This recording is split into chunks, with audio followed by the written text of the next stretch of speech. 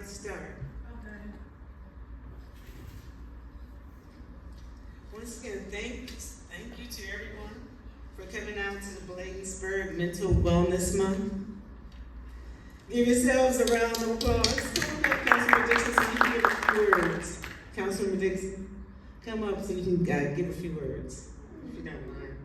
Yes, so today we're going to talk about kids in crises. This very, very serious topic, and it's very important. And so we wanted to continue to highlight and bring awareness to our teens who are in crisis and what they go through. I just wanted to read a few statistics. So about 1/3 of Maryland teens report feeling persistently sad or hopeless, with nearly 1 to 10 high schoolers attempting suicide. So they say while rates have shown slight improvements, mental health struggles remain exceptionally high, disproportionately affecting our young youth of students of color in the LGBTQ communities. So today we're going to have a demonstration from our artist, activist, director, educator, and she also teaches public speaking here, Nana Malaya Rucker. And then after which we'll have a film screening, Kids in Crisis, You're Not Alone. Then healthy happenings with the health and wellness team. Johnson Rout, she's the senior advisor. A fitness demonstration, an open panel discussion. So right now, I would also like to bring out Councilmember Dixon to bring greetings to you.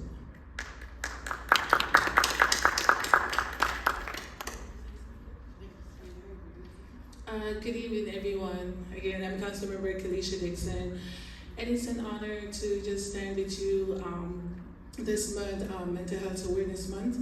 And in our community here in the town of Bladensburg, we recognize that mental health is just as important as our physical health. And so it's our responsibility to create safe spaces where you feel seen, heard, or supported. And so this is why events like this bring awareness and also break stigma. And this reminds us that no one is alone. Thank you for coming again. Have a good evening. Thank you. And now without further ado, we will have our yoga demonstration by Ms. Nana Malaya Rucker.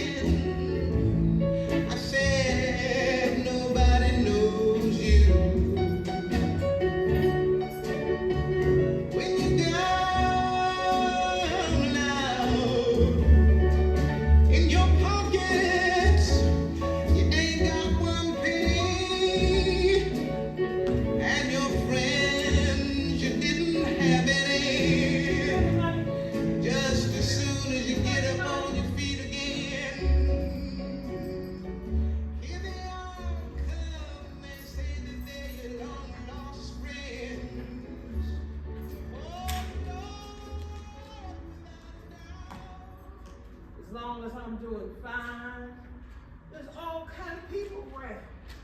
They want all kind of things from me. I don't know your friend. friends got you acting like that with you? Soon as you ain't got nothing, they ain't around.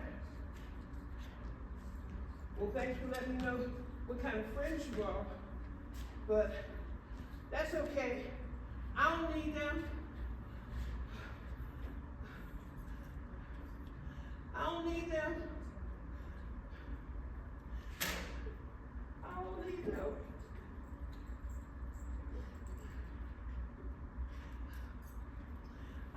I got my clothes. I got my shoes. I got my bag.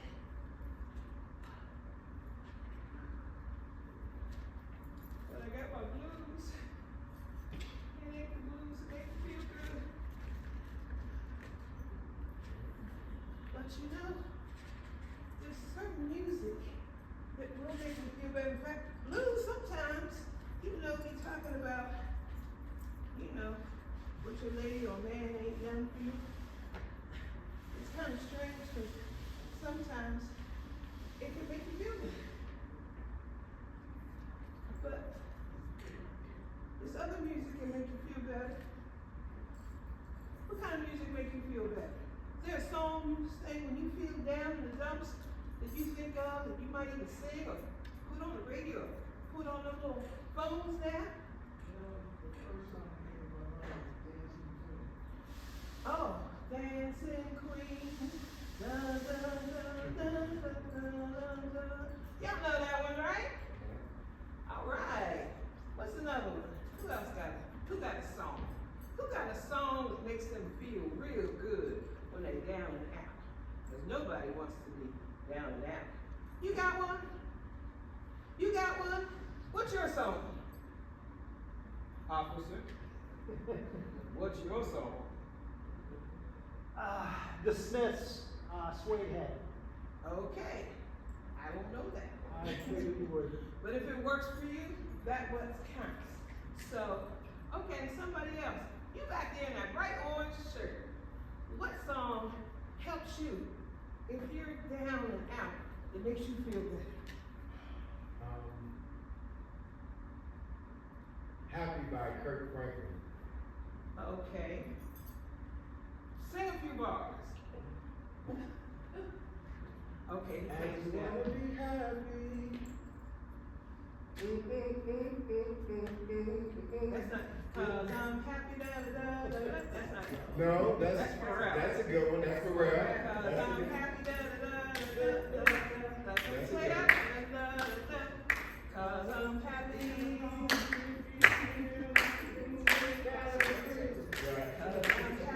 So there's a song for everybody. All right, who else wants to yell out a song that makes them feel good? Just Fine by Mary J. Blige. All right, play. I think we got that one. Me? Yeah. Here we go. You know I love Right. music. Okay. And every time I hear something hot, Everybody got a it makes me song. want to move. Everybody got It a makes song. me want to have fun. Everybody got a song. There's something about this joint Everybody right has here. a song that This makes joint you right feel here, good. it makes me want to. You ain't got to stay in those songs. Alright?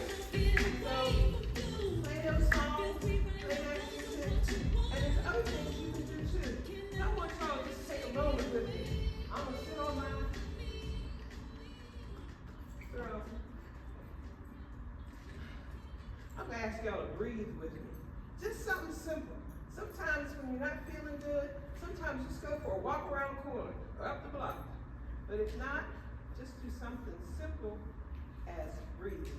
I teach breathing and meditation, and you can close your eyes and just take in a real deep breath. And let it out. Take another one, real deep breath through the nose, and blow out through the mouth. One more time, real deep breath, and blow out through the mouth.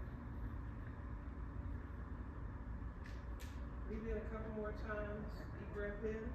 Then someone tell you to hold it for 4 counts, 2, 3, 4. Deep breath, blow it out. One more, breathe it in. Hold it for 4.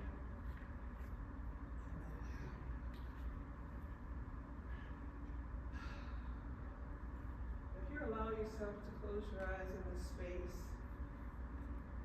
and just wiggle your fingers and loosen up your shoulders just a little bit from where you are.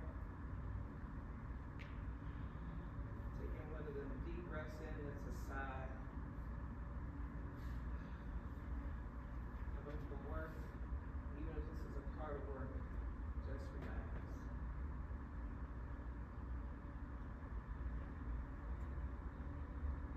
I'm going to tell you to open your eyes and just stretch your arms up, everybody. Put your arms up real high.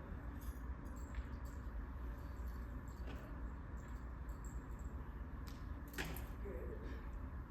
Clasp them in between each other and turn them inside out. Just stretch. Breathing in. Breathing out. Breathing again. Bring your arms down, let it blow out. Good. And just reach this arm on this side. Just reach out a little bit. If you want to touch your name, you can. If not, just stretch. Stretch from here, stretch, and back. Stretch on the other side, reach, stretch, and back. Now reach out to the front, both arms. Reach out. Clasp your hands together and turn them inside out and stretch. That should feel good in the back. If you have enough room, stretch over a little bit.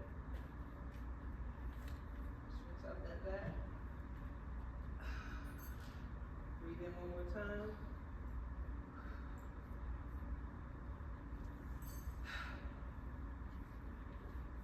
Let it out. Just close your eyes just for a moment. Anytime you're feeling your body is tight or stressed, your body doesn't know the difference, whether you're telling yourself you're stressed or whether it actually is. So if you can just tell yourself that you're blessed, then sometimes your body will respond that way. Because when you breathe and relax, your blood pressure can go down, your heart rate can stabilize. We're going to play a song by a friend of mine called I'm Blessed that you can listen to and hear and think of it as an affirmation for yourself. Play it, DJ.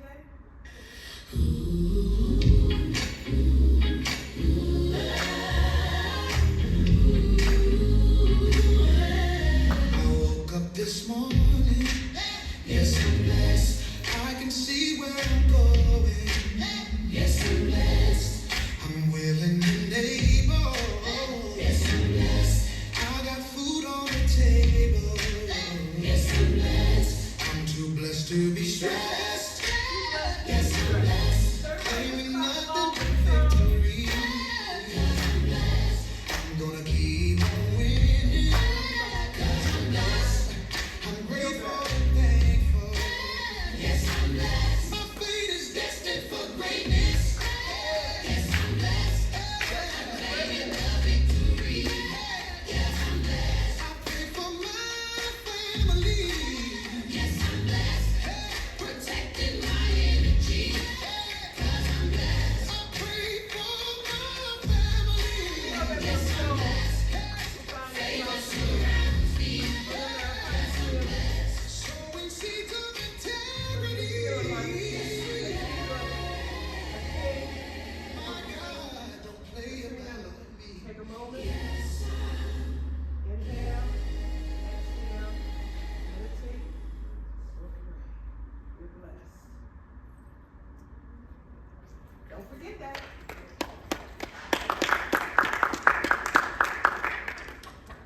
Thank you.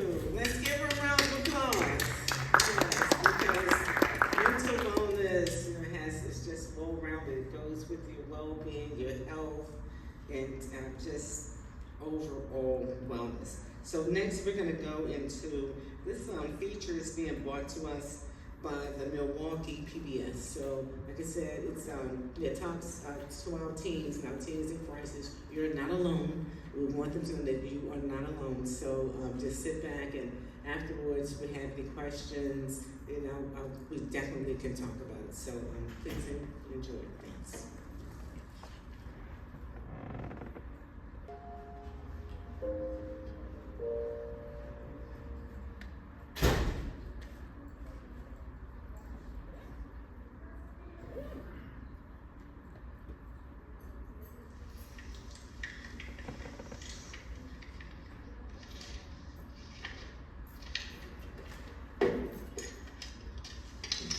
People thought I was a monster.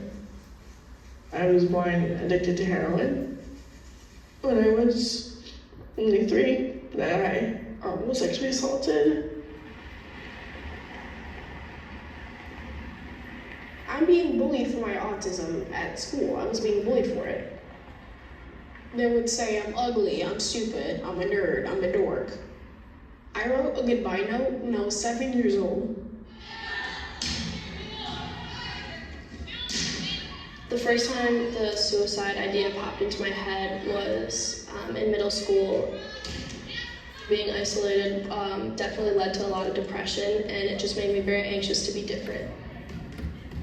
I heard the whispers behind me. It was hard to walk down the hallways alone. I did it all day, every day. I think a lot of trans students especially suffer from so much mental health because it's not always an open place in schools to be who you are. It adds another layer of difficulty if you're kind of going through something that not a lot of people understand. I'm TJ Esser, and as a transgender person, I've experienced anxiety because society has tried to make me someone I'm not. I'm Raina Saldana, and I've experienced depression, bipolar disorder, and post-traumatic stress disorder. My name is Alex Orpendo, and I dealt with bullying.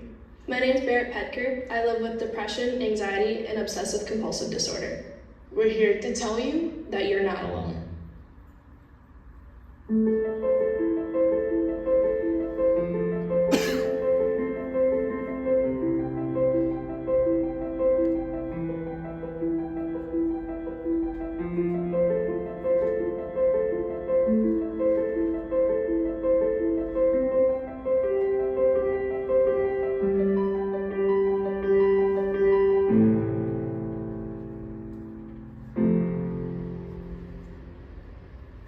When I kind of hit puberty, it was a change in mindset.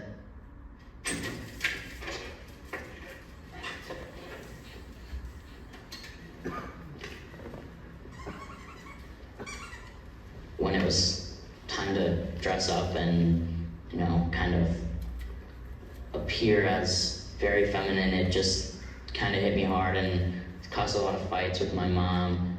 Most people feel uncomfortable during puberty, but not to the extent that I did.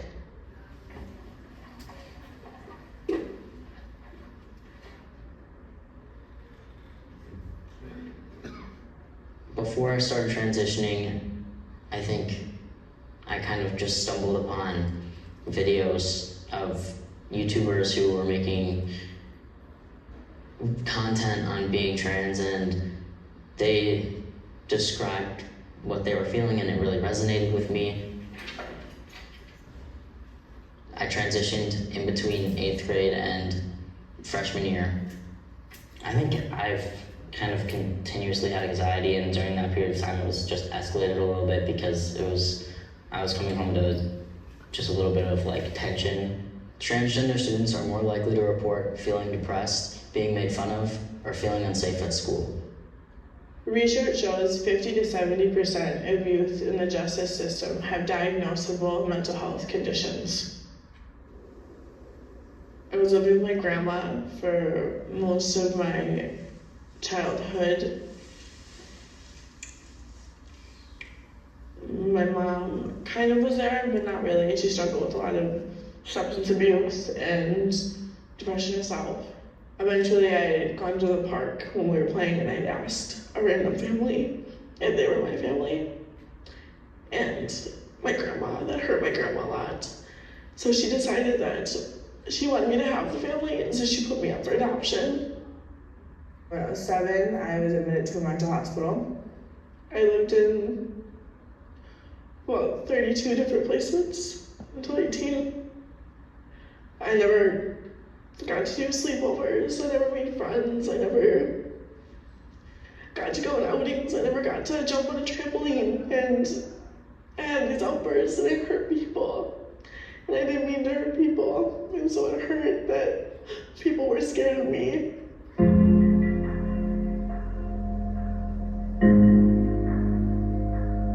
My first time going to Copper Lake Youth Prison, at first I think for me it was putting the pieces together that this was my next step, that I was following the path of prison, I guess. Here I am at 3 a.m. in the cell listening to everyone scream that was what it was going to be for me forever. I was about 16 to 17, living in a residential treatment facility. I found this packet during a meeting with me and my social worker. I found out that my mom had left me with her boyfriend, and that when I was only 3, that I was sexually assaulted, and my grandmother had brought me in, and I had been diagnosed with an STD. And I think for me that hurt a lot, to know that I had gone through so much, so little.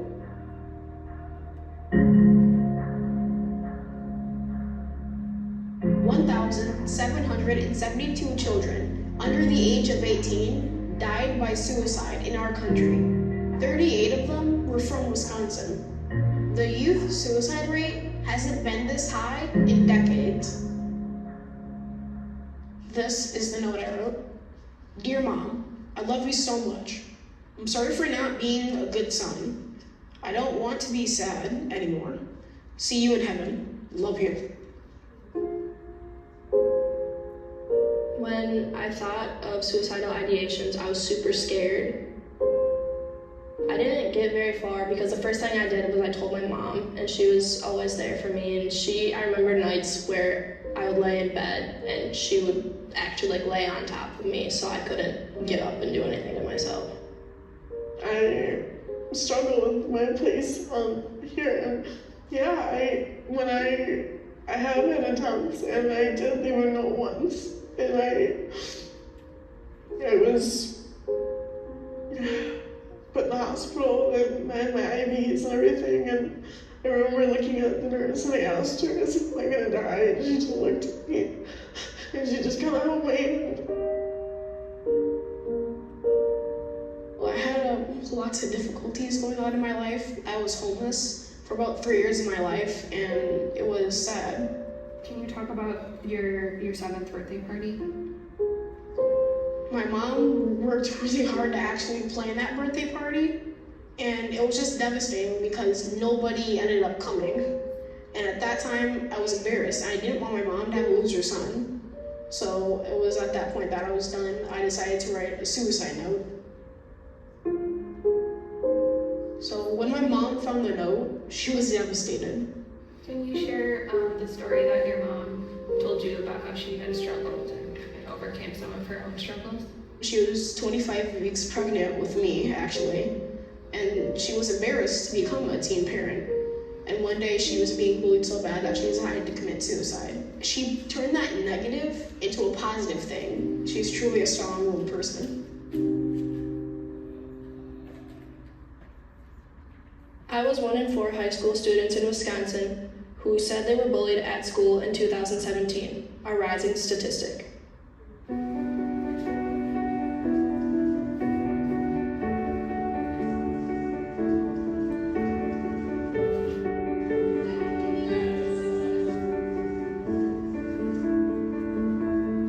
I was in 7th grade when I first started experiencing bullying. I knew I wasn't really accepted by the girls in middle school, and then freshman year I went to volleyball tryouts, and a lot of the girls didn't like me, but I just dealt with it, played freshman year volleyball. And then junior year I went to tryouts and I got cut from the team. and then they isolated me again. Senior year, I went back to tryouts again, and they cut me again, and then they made a group chat about me after that. There's about 60 texts. Oh, she's such a slut, she's so ugly, you know, why is she such a hoe? I saw in the text one girl said that I better not sit close enough to her tomorrow because she was gonna beat me until I die. One time I went up to one of the girls and I quoted her text, something about, oh, I'm such a slut, really, right? I'm such a slut. And she was like, no, why would you ever say that? And I was like, oh, that's what you said last night. And she said, no, I didn't say that. My parents took the screenshots to the school administration. And I didn't end up killing myself because I knew that that would be me saying, okay, you win. And so I thought that, you know, if I give in to them and I kill myself now, I'm hurting my family, but I'm also telling them that they win and that this is okay for them to do.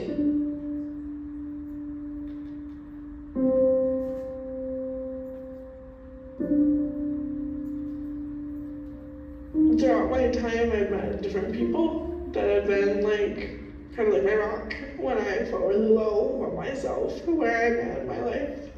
Have been able to kind of show me that I'm more than what I think I am, to kind of be able to push myself to be that person. Sometimes even other kids that I live with. And so I hope that we take different approaches towards kids that struggle with mental illness and depression and take a better look at what they're going through. I think it's really important for parents to be open and to talk to their kids a lot about the mental health. And I know it's a very uncomfortable topic and a lot of people aren't okay with, you know, using the words suicide and anxiety and depression. And I think it's very important for the parents to be completely open and upfront with their kids. And I think for students to know that when someone comes up to you with an issue that they tell you that they feel anxious or you hear something, it's not wrong of you to tell them, you know, you can go to this person for help or you can reach out to, you know, the professionals, but then at the same point you can also help them yourself. It's also important that you're very open and talking about any of your issues to somebody else, even if it's just a close friend or anything like that. I feel like any talking you do will really help you. Watch your fingers. Yeah, that'd be good footage.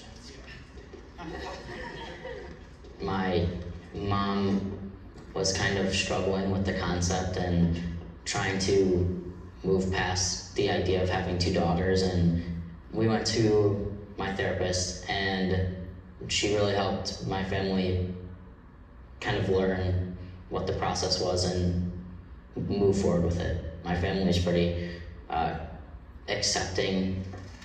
Come on, use those muscles. I don't want to go too fast, I'm gonna get thin.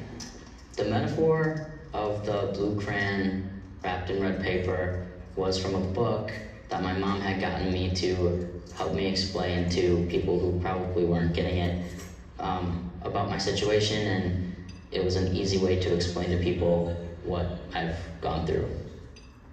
How did the therapist help you? She said that don't listen to anybody that is bullying me because I'm smart and I'm beautiful in my own way.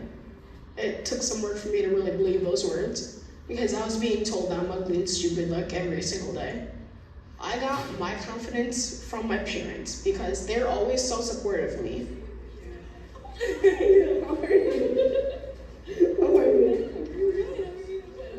Regen is a group that works to decrease the stigma around mental health in the Milwaukee area. And I decided to start one at my school. This year we're really trying to focus on basic mental health awareness in like the school and like get the discussion rolling between staff, students, and especially like parents at home. I thought that, you know, if you make this group that it's okay to have the mental health issues and struggles that you have. It's okay to be different, and so it allows you to speak out. And so I know a lot of people had come up to me and said things such as, you know, like, I'm really struggling, I know you've gotten through this, how have you helped me? And so in high school, I just wanted to like put a blanket statement out there and let people know that, you know, they're not alone in any of their struggles. And so I posted a picture of a semicolon and said my story isn't over. And so this is what I wrote. I said, this is not a pity post, I want to help others to know that they're not alone. It's so unfair that one human can make another human so sad and miserable. It's so hard to walk down the halls alone. God, trust me, I know. I do it every day, all day. It's lonely, it's embarrassing, it's sad and unfair. It's a situation for anyone to go through. I don't get why people make others feel. When I first started going to high school, I knew that I was gonna have to kind of talk with my counselor, which I did, and she was very helpful. We discussed the locker rooms and the bathrooms, and I ended up using the nurse's bathroom for my bathroom, and then we decided on using the men's varsity locker room for me because everybody else was using the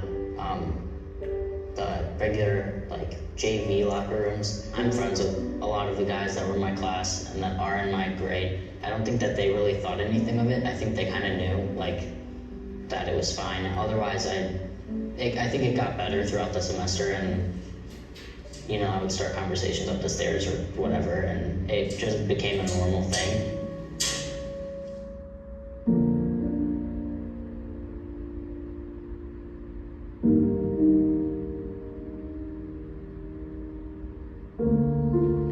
I'm on my own now, and I have to do things for myself, which was great in itself, but then at the same time, I'm also on my own, and so I've definitely had to deal with a lot of anxiety since I've been away. My mental health challenges definitely have gotten better since I've been away at college. Medication is one of the best things that I've actually started for my anxiety and depression. I think that it doesn't change who I am. It helps me control my anxiety to a normal level. Volleyball has always been my escape. Anywhere I can always, the second I put my shoes on and walk into the gym, I completely forget about everything else that's going on around me. Being here is just a good new start, and the people are a lot more accepting, I guess, on my team, and it's almost like we're all grown up here. It's not any of the high school pettiness anymore.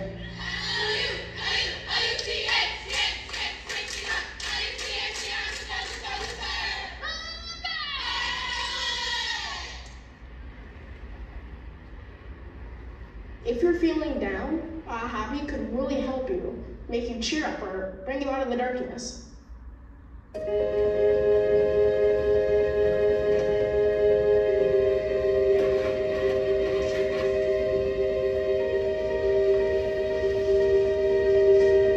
I still deal with bullying at my school sometimes because people are saying, oh, your bow ties are stupid, and I don't listen to them.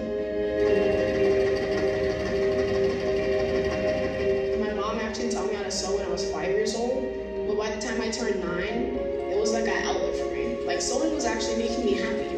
And I decided that if this is making me happy, I can make other people around me happy as well. And that's what kind of sparked the idea for Build-A-Bow.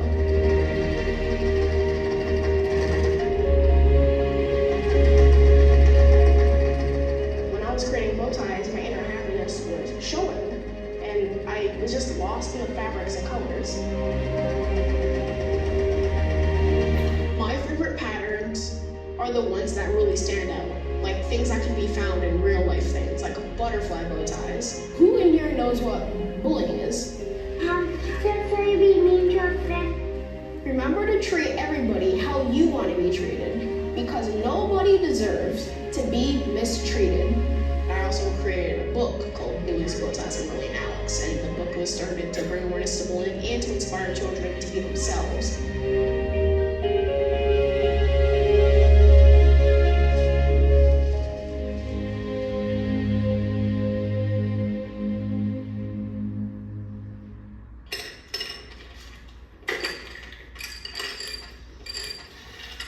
I started drawing when I was really young, actually, really young.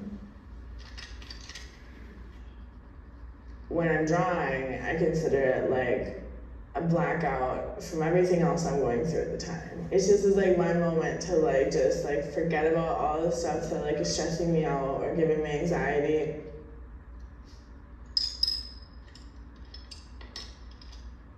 And just kind of just let the pencil go. Feeling emotion on paper is pretty cool. I know that I'm really fortunate to have grown up in such a loving family and to have so much acceptance and support, and be able to talk things through with my family. I'm really grateful for that. It means a lot to me. It means that I've been able to transition pretty smoothly, and I can always come home to a safe environment. And I know a lot of people don't have that, and especially people in the trans community or in the LGBT community as a whole. I know that a lot of people come home to kind of hostile environments just because of the way that they identify. Cheers. So it means a lot to me to be able to come home and have fun with my family. My mental health is on a good path to recovering, being able. So yes, my name is Jocelyn Rao. I am a former council member here in the town of Bladensburg. I then left the town of Bladensburg to continue serving Prince George's County, where I moved on to be an at-large Board of Education member, where I served the entire school system. And at the same time, I was working for the federal government at the time for the Substance Abuse Mental Health Administration, and I was placed on a specific project to look at Black youth suicide. And what I learned in focusing on that project, because the role that I did when I was at the Substance Abuse Mental Health Administration was to oversee their mental health awareness training.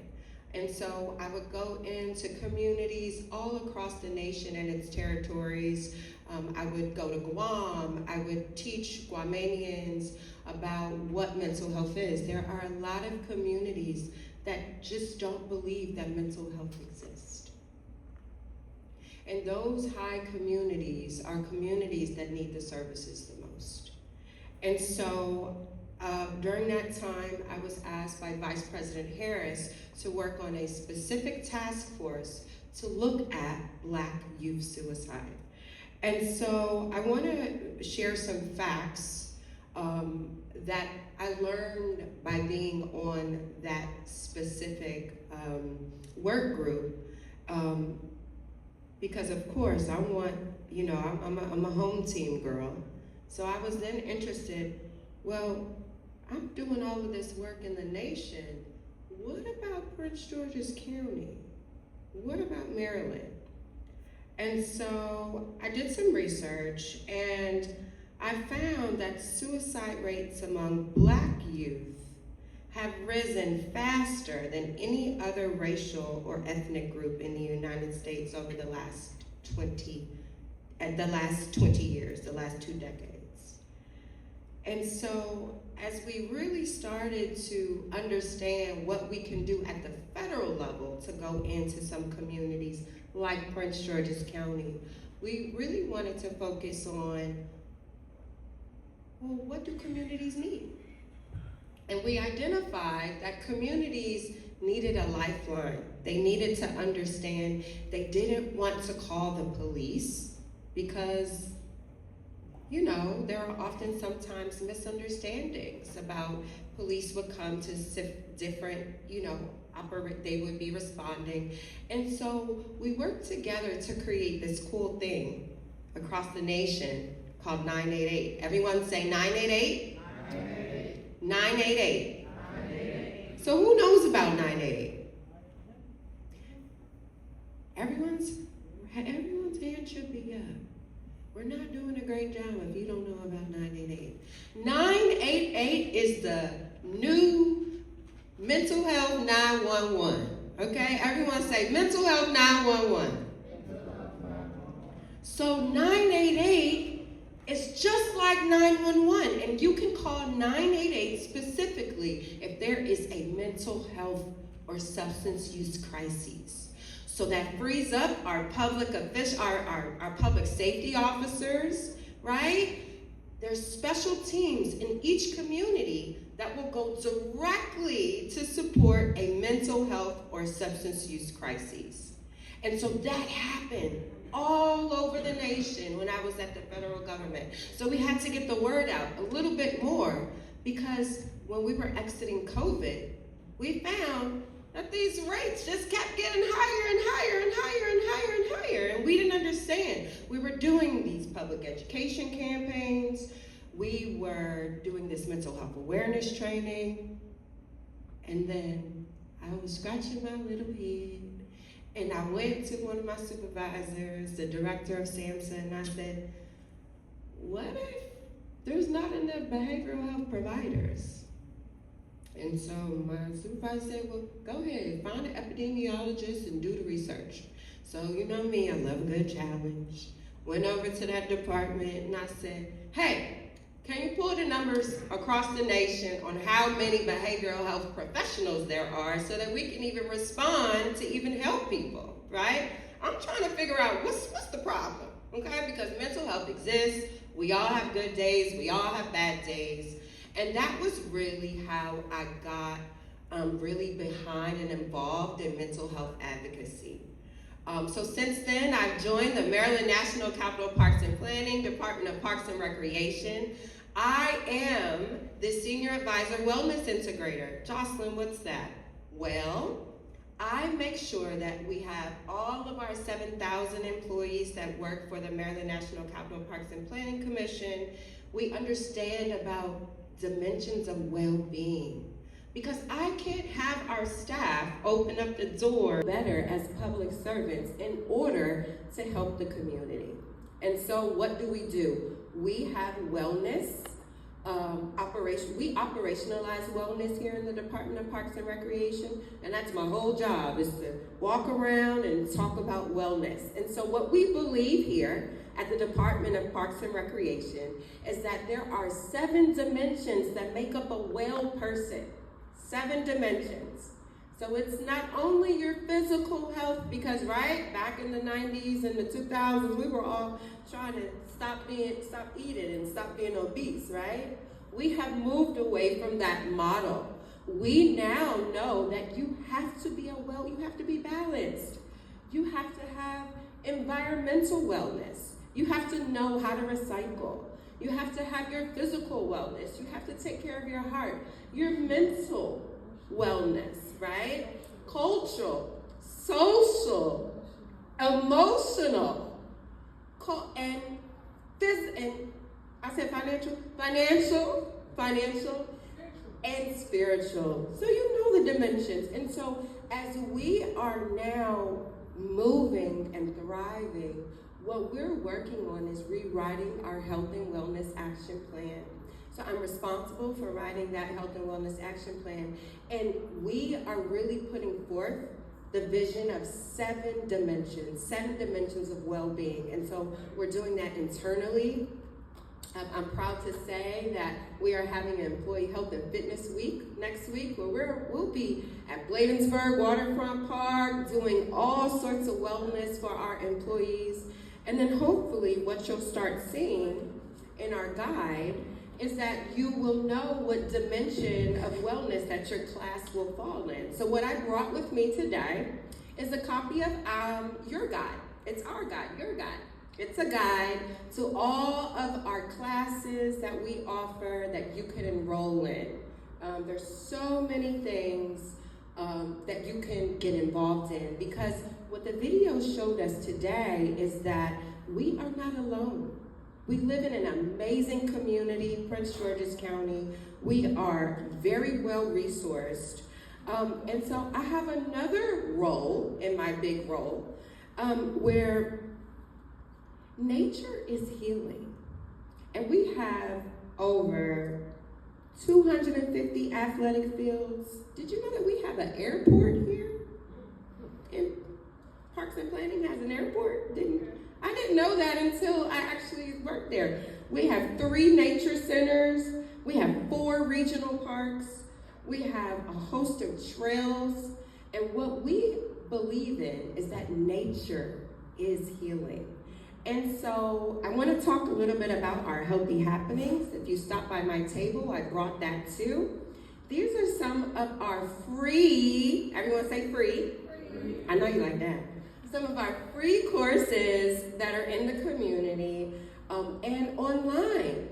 And so one of my favorite ones is we have for our seasoned citizens, our 60 and over, we have what's called Walk with Ease, where they meet up at some of our different parks And they walk together as a senior group, and they walk. Sometimes we have a doctor that will come out, and you can walk with a dog.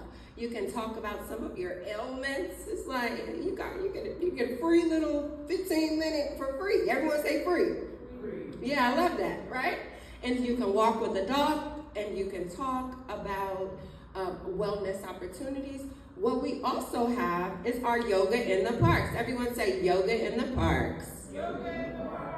That's free as well. And we offer yoga at one of our local parks, which is our Bladensburg waterfront park. And so I did bring our Healthy Happenings guide.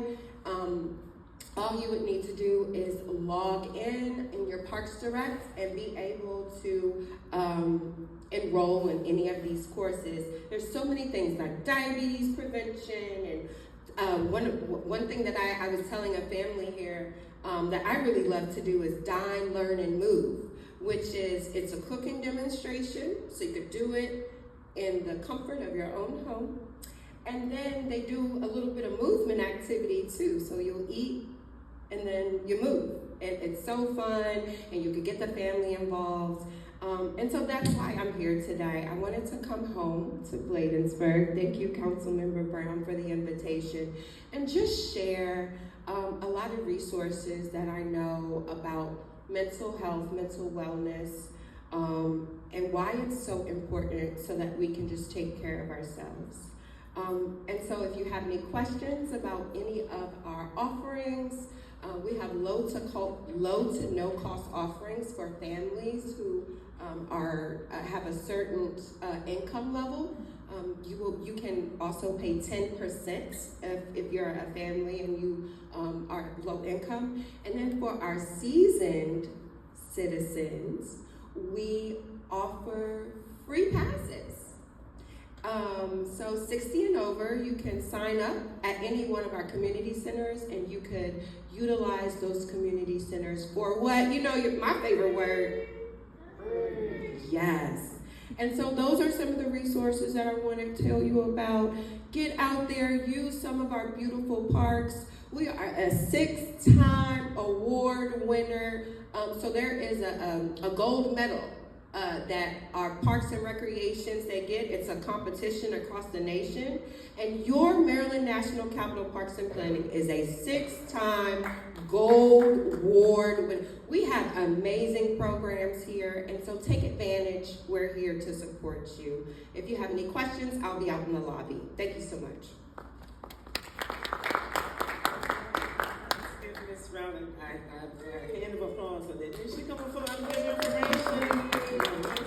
I didn't know either. So right now, I am going to bring to the stage our wonderful Senator Malcolm Augustine. He's going to talk to us from the state perspective. So let's give Senator Augustine. Thank you, Senator Augustine, for joining us. Thank you, Councilmember Brown. I'm really pleased to be here with you all. My name is Malcolm Augustine, State Senator representing District 47, where we are. Great to see you, Councilmember Dixon, as well, as always. Folks, I really wanted to be here with you all today because Mental Health Awareness Month is a critical month for our community. And it is incumbent on all of us to leave here from today and to spread the word about the importance of folks caring for their own mental health and for caring for the mental health of others as well. And this is very, very important. And I understand that you all watched the 30-minute documentary about young folks who are contending with these issues. I will share with you that at the state, this is an area that I have worked on for the 8 years that I have represented you in Annapolis, including passing legislation to lower the age of consent when there is appropriateness for youngsters to get mental health services. And so, because we know, particularly with some of the cases that you had heard, that there is a need for us to get these kids these mental health services when they are younger, so that they can live their full lives. I feel like that's just something that's very, very important. What I also just want to share with you all is that there's very clear research around adverse childhood experiences and things that happen to youngsters that actually make neurological changes for them that will impact their mental health. And that's a real thing. It's important for us to take that with us and take it home. And I'll even share my own personal story with that.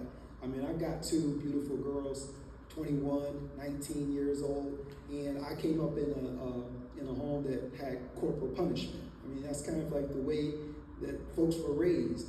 And I never forget that as we were starting as young parents, my wife and I, that we were doing something similar with that with our oldest. And I will never forget the day when I saw her. She's a young toddler, and she was spanking her doll. And I said, what am I doing? What am I passing on generationally to my children by virtue of this corporal punishment, which I know, now that I know, I didn't know at the time, but now I know now that I was passing on trauma to my kids. And I stopped, and I changed it. There is good news, though. The good news is that it is reversible. I mean, with positive experiences, we can make neurological changes for our people, for our children. We are all redeemable. These are things that can be worked through and worked on, and there's positivity to that. We have to have those conversations. We have to also be willing and open to talk about mental illness in the way that we talk about when somebody has a broken arm or something like that. Nobody considers that stigmatizing or anything else like that. Brenda's got a broken arm. That's it. So if somebody is depressed or somebody has a bipolar disorder or something like that, it's just that. It's no different than a broken arm. We just need to work on that. We need to be open, talk about it, and so that we are able to then have these much better outcomes for people, because otherwise what people end up doing is they self-medicate. So they're dealing with traumas and stuff, things like that. You're wondering why all of a sudden they're drinking alcohol or they're using drugs and things like that. Well, they're trying to heal themselves. But we can do better. We can do better. We know it, the science is there. We have to be open to it, and it's on us. As we are all here, we can do it one day at a time. We're a small but mighty group here today, but we can take it from here today back into our community and share that good news that we can overcome a lot of the trauma. We can overcome a lot of these things that are making it challenging for us. And Mental Health Awareness Month is a wonderful time for us to talk that through. It's the reason why I came out here to be with you all today, because I think it's so very important. And I'm just, again, very, very grateful to Councilmember Brown, very grateful to Councilmember Dixon for continuing to elevate this topic, elevate this matter, because it is so, so very important. I'm grateful for you all to give me an opportunity to speak with you a little bit tonight, and you all take care. Thank you.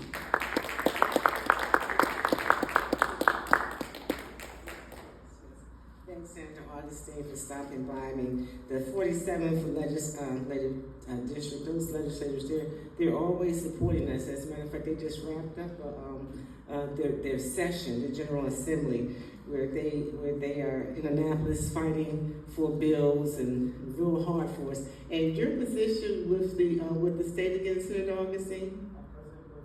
He's President Pro Tem of the Senate. Yeah, so he's really out there. Were there any bills, anything you want to talk? I know mental wellness, no bills, anything you want? Okay. All right. Okay. Okay. Come on back. Yes. Because I think they look at close to 3,000. They have close to 3,000 bills, but usually only about a quarter or fourth of those or something that really get passed to the House and the Senate. Okay. Yeah. I will be brief, but what I will say is that I sponsored 18 pieces of legislation this year. And when you sponsor, it doesn't mean that they get passed.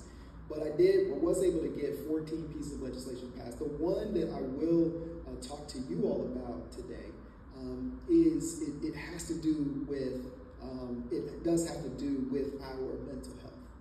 And the bill that I worked on is that there is a model that has been proven to be effective, which is called the collaborative care model. And what this collaborative care model does, this says that when you go to your primary physician, we want to have with them professionals who know how to work with mental health and work with mental illness. And what we did was that we said that when we do that, we want to make sure that there's not a barrier to people being able to get those services. So you're there for your annual checkup, and the doctor finds out, says, hey, you talk to them, you say, oh, I've been having these challenges with depression and things like that. We want to make sure that follow-up visit, and when they're doing that, one, we want to make sure insurance is covering that, so we put that into the law, requiring to cover this method of caring for Marylanders. And the second step is that we want to remove the copay that goes with it, because what happens a lot of times is that, this happens with us a lot, right? The doctor says, well, you should go and see a specialist or something like that. And then that's going to cost me, you know what I'm saying? Like, we all know the real deal. Like, let's keep it real. Those dollars might cost you with the copay for the insurance. And so what we have said is that no cost sharing. You got to make sure that those services are then made available to the people of the state of Maryland without out-of-pocket costs. So that we make sure that it's available and accessible so that we can move this process forward for the people of our state. So I'll talk about that one, because like I said, this is the kind of work that we try our very best to do on behalf of the people of the state of Maryland. Thank you.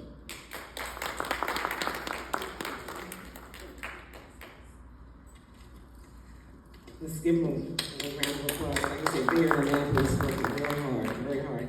So as we move the program along, because one of the things is that the mental wellness is just well-rounded. So today, and I would also like to thank Mr. Ray Jeffries for he did the research for that Kids in Crisis feature that we celebrate. So thank you so very much. There he is sitting right there.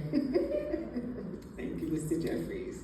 Yes. So as we move along, and we wanted to have with the yoga piece with Mama Malaya Rucker, and now we're gonna have another piece, Get to Fitness by Mr. Rob Ford. So I'm gonna let Mr. Rob Ford come out, and he has his beautiful wife back there and family in the house as well, as he talks about get the stepping. I'm sorry, get the stepping. Yes, fitness group. Thank you, Council Member. Good evening, everyone. This event, as I was telling, my name is Rob Ford. I am the owner and lead trainer for Get the Steppin' Fitness Group, and I am excited to be a part of this initiative as it relates to mental health. Believe it or not, 2020 was a year for everybody. Can we all attest? And so many of us, I could just tell my story. In 2018, I was in fitness, training, was in the best shape of my life. 2020 happened and everything stopped. And I sat home every day in front of the TV with Ben & Jerry's ice cream, wondering how we were going to make it from day to day. Can anybody attest just the fears? And so what happened during that time is my mental health began to crumble. I was sitting, I wasn't moving anymore. My whole family, this is my beautiful wife up here front with my daughters and my two daughters in the back. But we were just navigating life.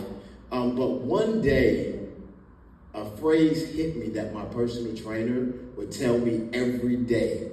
She would say, get the stepping.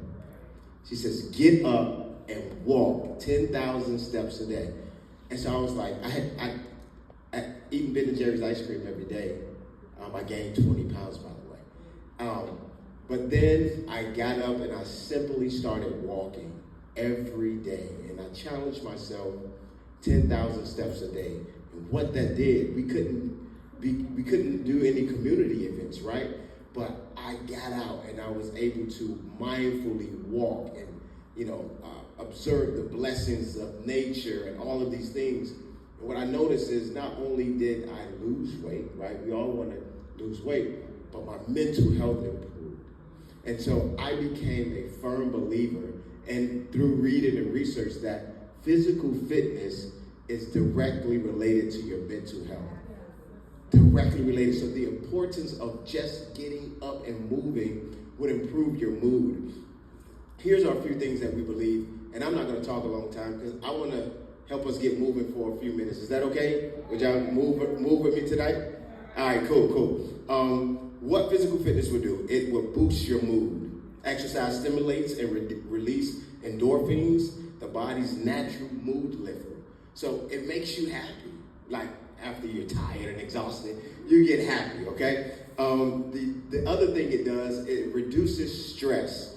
Physical activity lowers levels of stress hormones like cortisol and promotes feeling of calm and relaxation. Physical fitness helps you sleep better at night. If you struggle with sleeping, try going out for like a mile or two walk, and you come home, shower, it'll knock you right out. But regular workouts help you fall asleep faster, enjoy deeper, more restorative sleep, essential for mental well-being. It builds confidence, it creates connection, it enhances focus. So one of Get the Step-In's primary focus is to partner with community and corporate organizations to help them improve their physical environment, encourage healthier eating habits, encourage just a more healthy workforce, if you will. We were founded in 2020, as I said. We're Maryland-based, and we are just excited to be plugged into the community of Bladensburg and other communities in PG County. This is what I need you all to do. Y'all ready? Y'all trust me? All right, we're going to stand on our feet. And in just a minute, before the music starts, I want you all to help me with these affirmations, okay?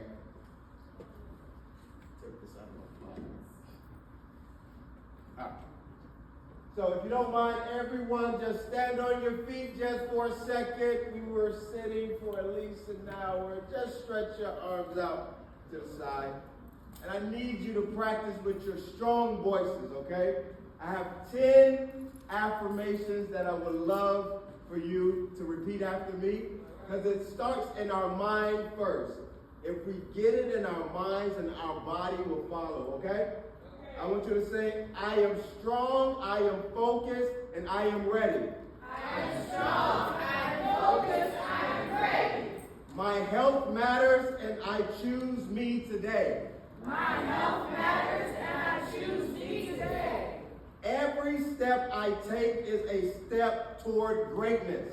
Every step I take is a step towards greatness. I will not quit when it gets hard. I will not quit when it gets hard. My body is built to move and win. My body is built to move and win. Energy up, excuses down. Energy up, excuses down. I'm becoming healthier, stronger every day. I'm becoming healthier, stronger every day. I can do hard things and I will finish strong.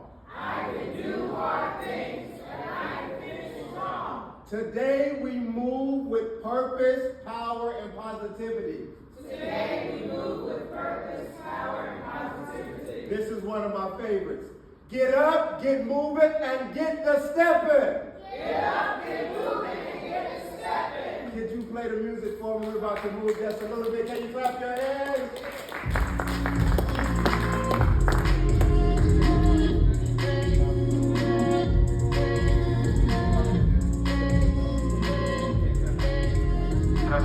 Can you all hear me? Good. Let's march in place. We're going to march in place. Good. We're going to walk those arms. Great job, y'all. While you're walking in place and pumping those arms, just breathe in. Good. Breathe in deep. Good. Awesome. Really simple. We're going to breathe. Watch the body.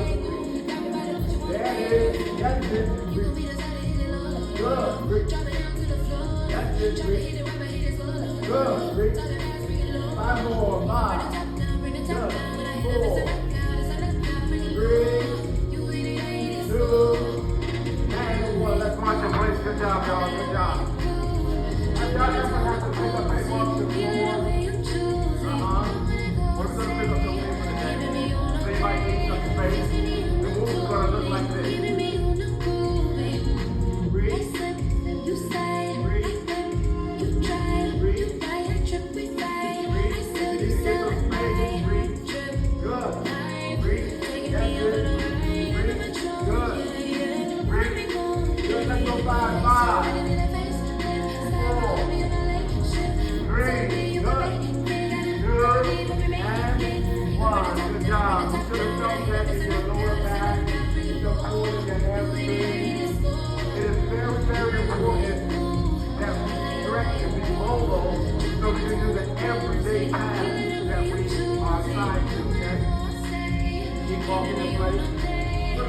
arms out. Both arms. And we're going to do arm rotations. We're going to go 20 forward and 20 backwards, okay? 1, 2, on my count. Let's go. 1, 2, 3, 4, 5, 6, 7, 8. Let's go. 9, 10, 11. So let's go. 13, 14, 15, 16, 17, 18, 19. Reverse. 1, 2, 3, 4, 5. Great job. 6. It's farther. I know it's farther. 9, 6, 11, 12, go. 13, 14, 15, 16, 17, 18, 19. Good. Wrap it up. Great job. Great job. I got 2 more things for you. Then we're going to be done. All right. Now, hey, don't get me dancing now. All right. We're going to do a jumping jack and we're going to do a squat. I'm going to show you the actual jumping jack and I'm going to show you a modification. You ready?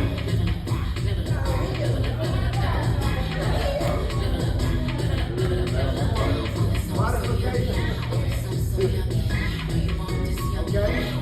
Anytime we take our arms out, it's going to be 1. Okay? We have 15 jumping jacks. I'm going to do the regular, you do the modified on the regular. Alright? 1, 2, let's go. 1, 2, 3, 4, 5. Nice to you, sir. 7, 8, 9. Alright. Let's go. 12, 13, 14, 15. Let's go. 20, 16, 17, 18, 19, 20. Wrap it up. Now, last one. I want you to do a squat, okay? Squats are very, we use them in our everyday, right? We sit down, squat, properly squat down and pick up. Go as deep as you possibly can, okay? Here's the important. I want you to spread your feet a little wider than your shoulders. Square your shoulders up. When you squat down, you're going to push your hips back. You're going to just sit, okay?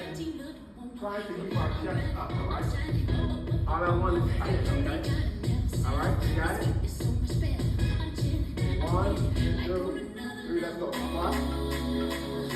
1, good, squat. Good. Squat. Good. 3, 4. Good. Alright, as you get stronger and better, you go deeper and deeper. Good. Good job, I see you back there. Good, 4 more. 1, 2. Good job, I see you running. 3, and 4. Give yourselves a hand.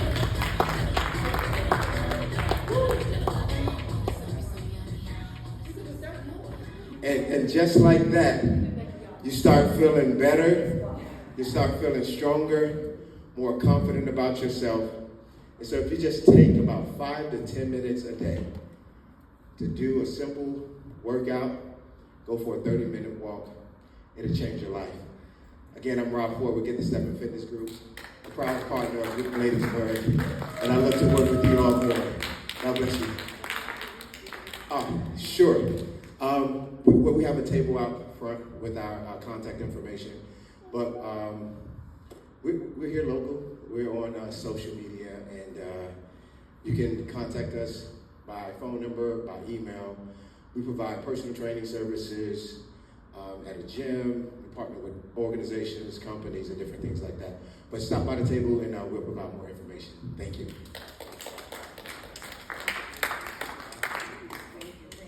All right, let's give him one more round of applause. Yes, how y'all feeling right now? Woo! Get the stepping. Yes. Now I'm going to bring up our interim chief of police, Chief Fishbone. Let's give him a round of applause. Yes. He's going to give us some perspectives on mental wellness from the police department. So, Chief, that way or this way? So let's give him a round of applause while he's coming up. I would like to say thank you to everyone. You all are doing such a wonderful job. Thank you all for coming out. Thank Maryland National Capital Parks and Planning. Thank the staff here at Public Playhouse. All right. Chief Official. Now, what I was going to introduce, we do have a new interim town administrator, Mr. Brian Wood. I know he was there exercising, so if I see him, I'll bring him up, okay? But right now, our interim Chief Official, let's give him a round of applause. Thank you.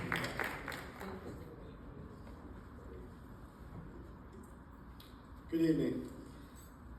I just want to say a few words. Mental health affects every individual, every family, workplace, and community. As members of law enforcement, we recognize that mental health challenges are not just a sign of weakness. They're a human experience, and they deserve understanding and compassion and support. My goal is to have all of our officers, we have training that we currently go to, but I want all officers trained in crisis intervention on how to deal with some of these crises because we respond to them routinely. A lot of the calls for service that we have involve mental health issues, and we want to be able to provide the resources that are necessary. Our department remains committed to promoting awareness, reducing stigma, and encouraging those in need to seek help without fear or embarrassment. We also recognize the importance of supporting the mental wellness of our officers. There are some laws in Maryland that require certain mental health consultations when officers are involved in critical incidents. We encourage anyone experiencing emotional distress, crisis, or mental health challenges to reach out to trusted professionals, loved ones, and available community resources. No one should feel that they must face the struggle alone. As Ms. Rout said about 988, which I've never heard of, so it's nice to have that information to provide to the officers. There's also a couple resources that we can refer to people to in Prince George's County. One of them is CAFY, C-A-F-Y. Feel free to look that up, Google it. You can see what resources they provide. That's Community Advocates for Family and Youth. I recently went to a domestic violence event in which they help domestic violence victims, and that was held here in Prince George's County with the Prince George's County Sheriff's Office. They're a great resource. We also have our police department, the Prince George's County Family Justice Center satellite facility, so we can take someone who's experiencing a crisis or a victim of domestic violence. They provide a lot of assistance. We can take them right to our police department where we have the satellite facility, and we can log on to a monitor there, and they can speak to a mental health professional right there on the monitor. So that helps so that people don't have to drive out to their office. I don't know how many of you have any of you heard about a story called Kyle's Story? I'd like to just take 2 or 3 minutes to read this. It's something that I heard about 10 years ago, and it was impactful and it stuck with me, and it deals with bullying, and I think it's a very impactful story, so bear with me while I read this. This is written by Kyle's friend. One day when I was a freshman in high school, I saw a kid from my class who was walking home from school. His name was Kyle. It looked like he was carrying all his books. I thought to myself, why would anyone bring home all of his books on a Friday? He must really be a nerd. I had quite a weekend planned, parties and football game with my friends tomorrow afternoon. As I shrugged my shoulders and went on, as I was walking, I saw a bunch of kids running towards him. They ran at him, knocking the books out of his arms and tripping him so he landed in the dirt. His glasses were flying, and I saw them land in the grass about 10 feet from him. He looked up, and I saw this terrible sadness in his eyes. My heart went out to him, so I jogged over to him, and as he crawled around looking for his glasses, and I saw a tear in his eyes. As I handed him his glasses, I said, "These guys are jerks. They really should get lives." He looked at me and said, "Hey, thanks." There was a big smile on his face. It was one of those smiles that showed real gratitude. I helped him pick up his books, and I asked him where he lived.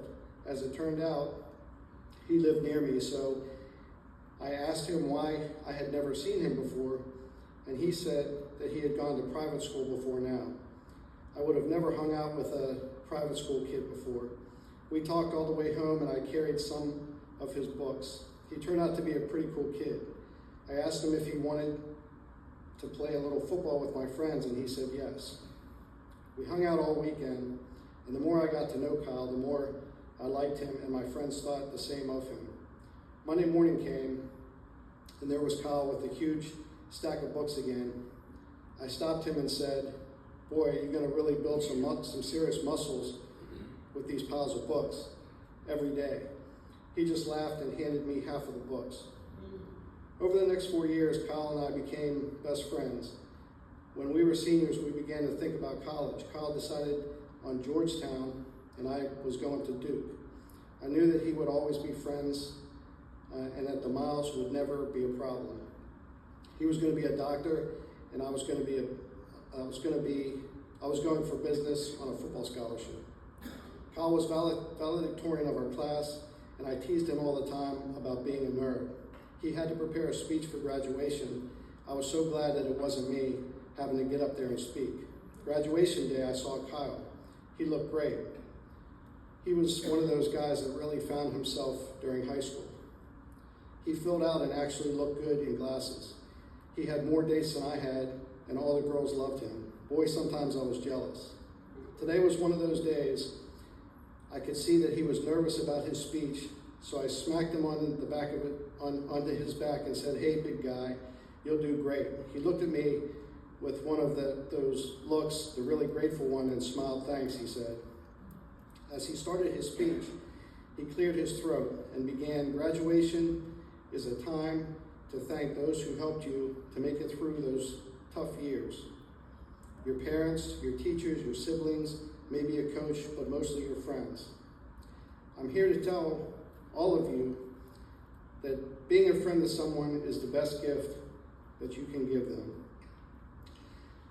I'm going to tell you a story. I just looked at my friend with disbelief as he told the story of the first day that we met. Kyle said that he had planned to kill himself over the weekend. He talked about how he had cleaned out his locker so that his mom wouldn't have to do it later, and was carrying his stuff home. He looked hard at me and gave me a little smile. Thankfully, I was saved. My friend saved me from doing the unspeakable. I heard the gasp in the crowd as this handsome, popular boy told us all about his weakest moment.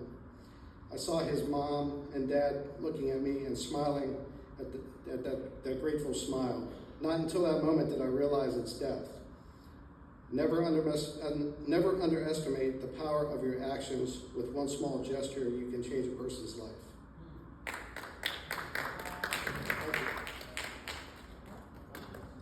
you for that. Thank you. Yeah, wow, that was a very powerful story there. I mean, you just never know, whose lives you may touch just with a kind word or a kind gesture. So thank you for that again. And as we're about to bring this event to a close, I would like to introduce to you all our new interim town administrator, Mr. Brian Ford. So I will have Mr. Ford come out and give greetings to you all.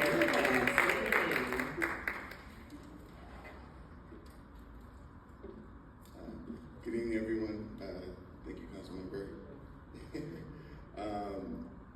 This is the type of event that makes this community so special, and it's something that I'm extremely excited to see having happened in a community like this, and this conversation regionally and nationally.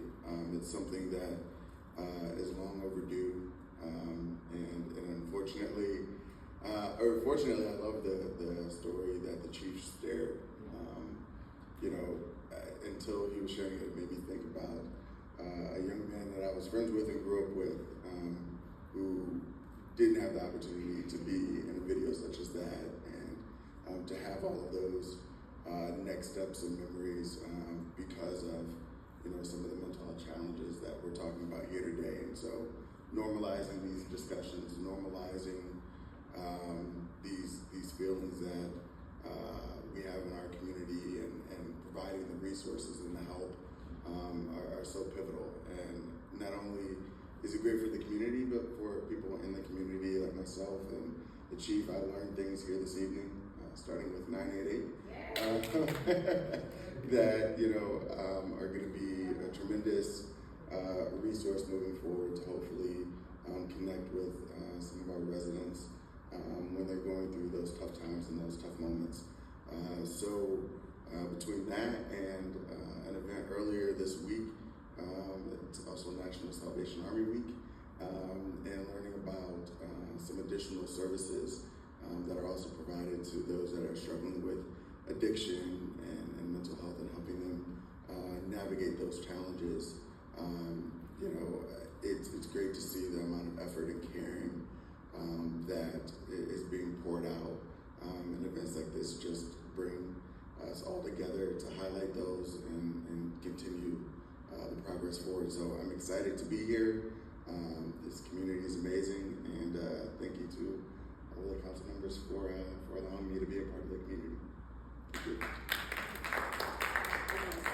So very much. Let's give them a round of applause. And, we are very excited to have Mr. Wood here in the town of Bladensburg. So looking forward to him continuing to do the amazing work of our town here. So as we bring this event to a close, I just want to thank everyone for coming out. Let's give yourselves a round of applause. And once again, to the Public Playhouse, Maryland National Capital Public Playhouse, and their staff, yes, Maryland National Capital Parks and Planning, our senior advisor, Jocelyn Rao, Mama Mayor Becker, who gave us that great monologue and performance this evening. Also, Rob Ford, get the Step In Fitness group. Don't forget to look them up. Get the step in. Yes. And with Mr. Ray Jeffries, like I said, that feature was brought to us by Milwaukee PBS. So hopefully, Mr. Ray Jeffries and our town staff for all the work that they've done to making this event a success. And hopefully, information was shared today, and that you can take and give back to somebody else. Hopefully it was informational, and we want to continue the conversation, and don't forget to be the change and remind our young folks that you are not alone. Thank you all, and thanks for coming.